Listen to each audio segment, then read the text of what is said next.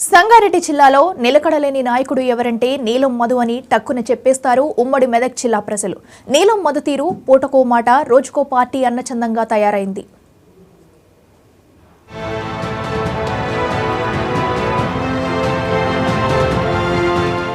సంగారెడ్డి జిల్లా పటాన్చెరు నియోజకవర్గంలోని చిట్కుల్ మాజీ సర్పంచ్గా పనిచేశారు నీలం మధు.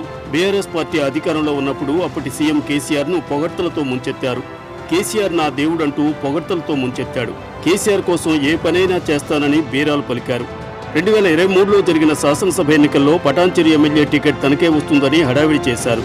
గ్రామ గ్రామాన ప్రచారాలు చేసుకుంటూ సిట్టింగ్ బీఆర్ఎస్ ఎమ్మెల్యేకే సవాల్ విసిరాడు. చివరికి ఆ పార్టీలో టికెట్ దక్కపోవడంతో దేవుడన్న నోటితోనే కేసీఆర్ పై తీవ్ర విమర్శలు చేశారు నీలం మధు. బీఆర్ఎస్ పై తిట్ల వర్షం కురిపించి కారు దిగాడు.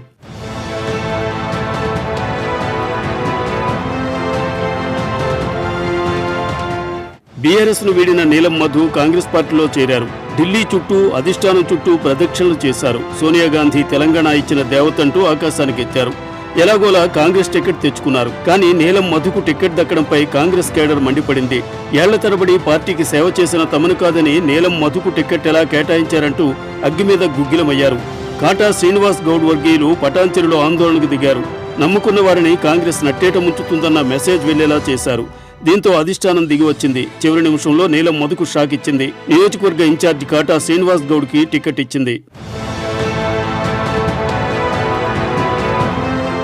తనకు కాంగ్రెస్ టికెట్ దక్కపోవడంతో ఆ పార్టీపై తీవ్రస్థాయిలో మండిపడ్డారు నీలం మధు.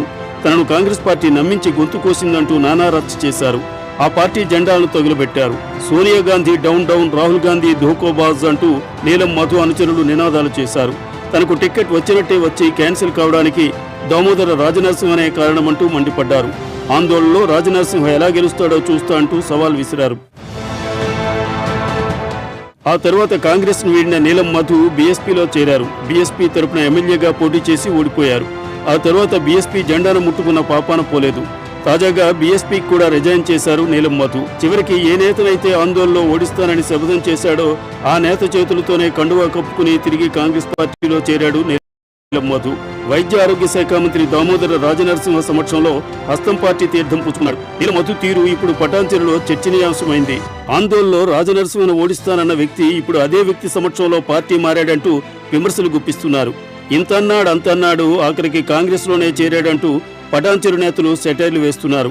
ఇక కాంగ్రెస్ పార్టీలో పార్లమెంటు ఎన్నికలు పూర్తయ్యే వరకైనా ఉంటారా లేదా అన్న చర్చ కూడా జరుగుతోంది.